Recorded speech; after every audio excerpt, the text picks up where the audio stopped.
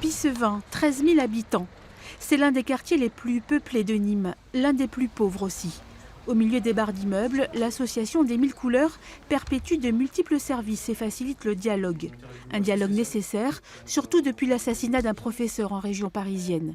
Autour de la table, des jeunes animent un débat sur une web radio pour libérer la parole. Quand il se passe des événements pareils, il faut continuer à se serrer les coudes, il faut continuer à se soutenir et pas se tirer dans les pattes et se tenir pour responsables les uns les autres. Au contraire, il faut vraiment faire attention à ne pas rentrer dans cet engrenage.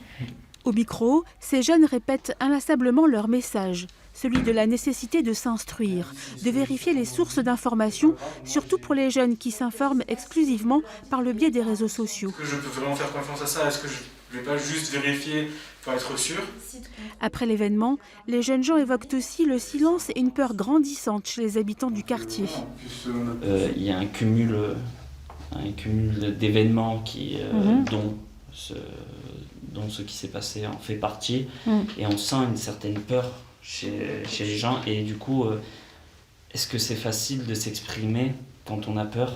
Ne pas céder à cette peur, continuer à dialoguer, c'est aussi le message de l'association. Aujourd'hui, je pense qu'il faut plus se taire. Je pense qu'aujourd'hui, nous, on accompagne les populations pour qu'elles puissent s'exprimer et dire non, stop, pas à leur nom. Parce que c'est vrai qu'il y a beaucoup de musulmans dans ce quartier et c'est vrai qu'ils sont effarés par ce qui s'est passé. Et eux, leur religion, comme ils le disent, c'est une religion d'amour et le meurtre n'est pas inscrit dans les livres saints.